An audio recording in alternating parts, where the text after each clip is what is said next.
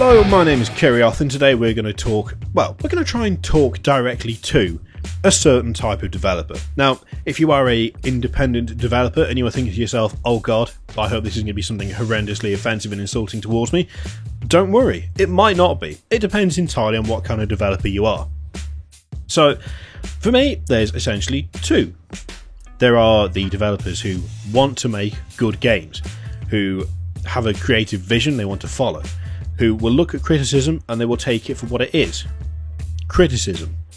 Not some sort of mortal insult, not some sort of damning tirade whereby you are declared to be the worst person in existence, just criticism. If you look at that criticism and you use it as a way to improve, if you look at it as a necessary part of really any industry, whether it be gaming or even automotive, whatever, critics have been around for a long time and they apply to pretty much everything. As long as you view it as the process of improvement, then this is not going to be directed at you. For instance, if someone posts constructive criticism on my videos, I'll pay attention to it. If someone says fuck off and die, I'm obviously not going to pay attention to that. But if someone actually offers decent alternatives or decent suggestions, then take that on board and the next thing you make will be better. If you're the type of developer who looks at it like that, then this isn't directed at you. If, however, you're the type of developer who looks at criticism, who looks at people who don't like what you've made and says, well, I need to silence this, then this is directed at you because you are pretty much the worst kind of developer out there. Let's quickly talk about two people. Firstly, Jim Sterling. We all know who Jim is. Fantastic. He recently had how would I best put it? The honour of getting Digital Homicide or Remine's shitty lawsuit dismissed, which took far longer than I think anyone thought it would, especially him. But I'm incredibly happy for him because now that god-awful shadow no longer looms over him. The lawsuit was dismissed with prejudice, which means it cannot be brought against him again. It's fantastic. He won. That's the important thing, and it filled me with a brief amount of hope very quickly.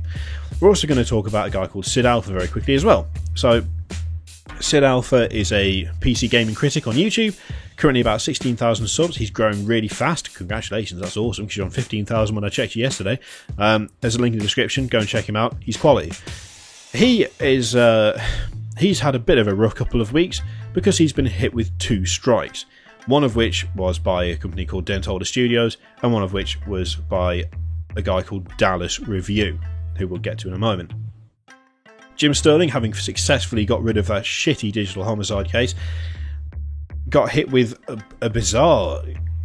I don't even know how to put this because I've never seen it before. I did briefly check out Leonard French's video on it. Again, link in the description. And I'm still a little bit confused.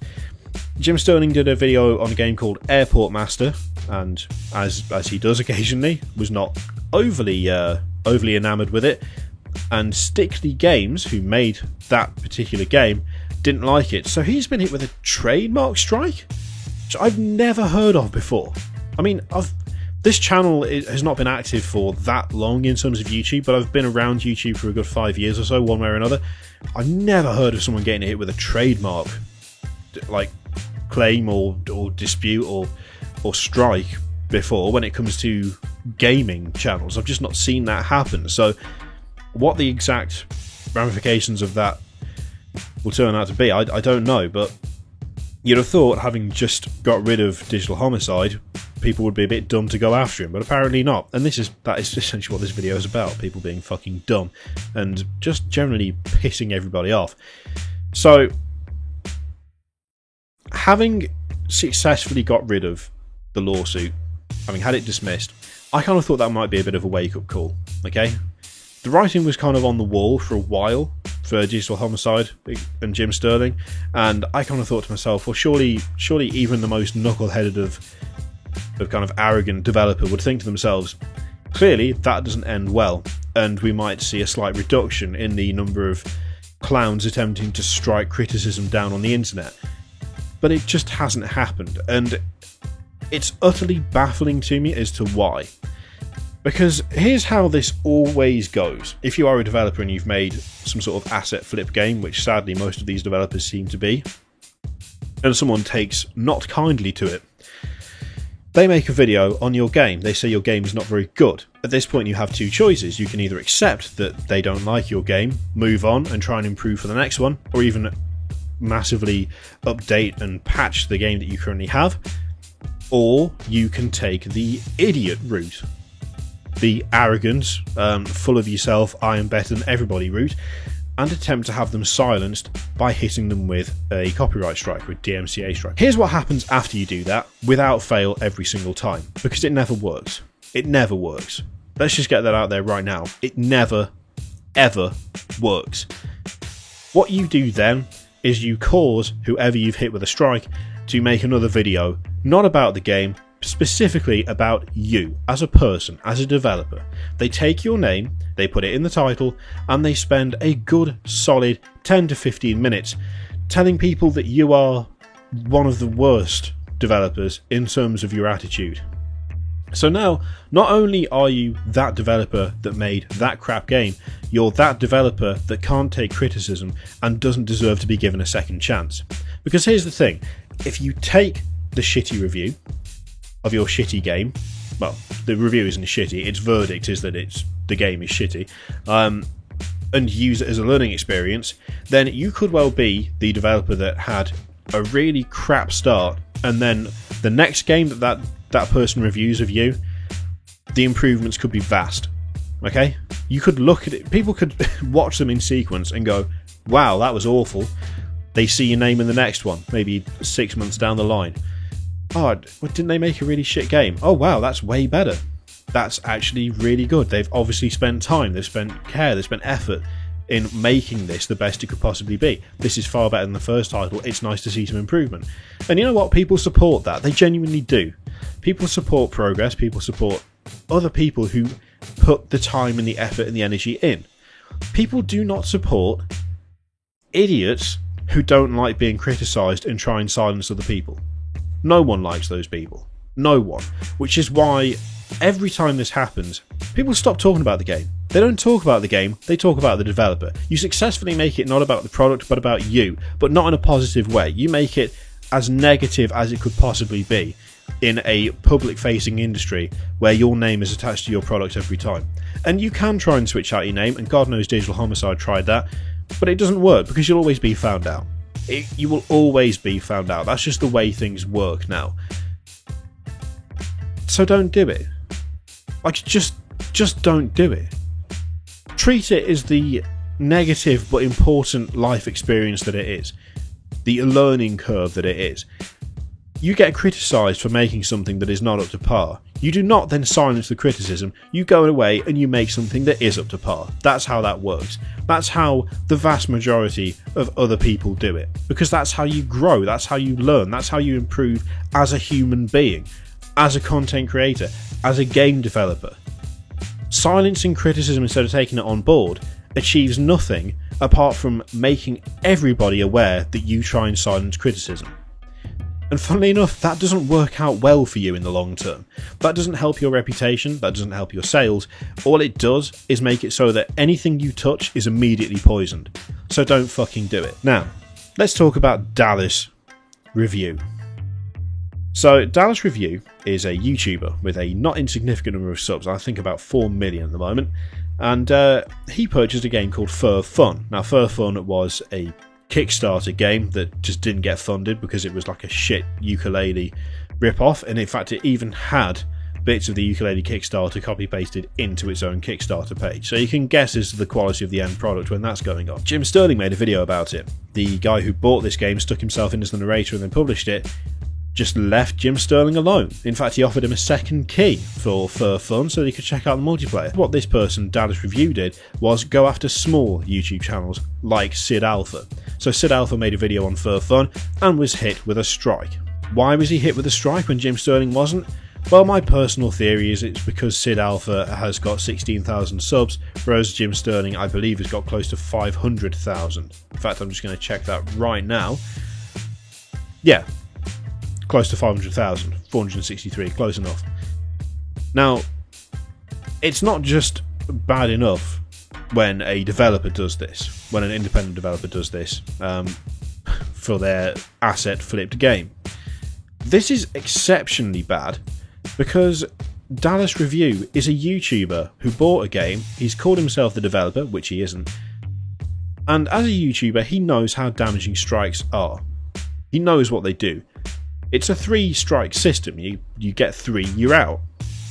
And he's weaponised this against small channels, presumably because he doesn't feel as though small channels can defend themselves, and that the negative coverage that they receive is not worth it in terms of sales it could generate, unlike a larger channel like Jim Sterling covering the game.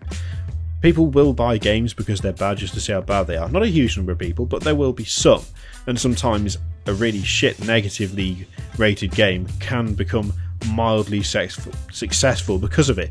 Think of things like Ride to Hell Retribution and what was it, Day One Gary's Incident. Those games, I mean, they flopped and they were terrible, but a not insignificant number of people bought them knowing that they were bad because they wanted to see how bad they were.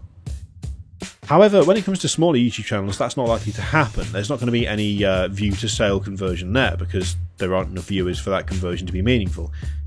So what do you do with them? Well, if a big channel calls your game bad, but it's an isolated case of just a single video, the good could outweigh the bad, especially if you've not really put anything into it. If a small channel does it, you don't want multiple people saying that your game is bad, and so you get rid of them. And that's what Dallas Review has done. Dallas Review, a non-developer for a game that he purchased, who is in fact a YouTuber, has used the DMCA system to strike down channels that are saying bad things about his game, whilst leaving other channels who are big enough to defend themselves completely alone. If you do that as a developer, if you use copyright strikes to get rid of criticism, then you are at the very least a bit of an arsehole. You are at the very least not a nice person, and quite possibly a bit delusional as well. If you're a large YouTuber who goes after small YouTubers for criticising a game that you didn't make, you are just literal human garbage. Now, Sid Alpha and Jim Sterling have been fairly, not quite as, how can I put this? Not quite as abrasive as they perhaps could be, given the way that Sid Alpha's been treated, especially when you consider the way that Jim Sterling's been treated in comparison to Sid Alpha.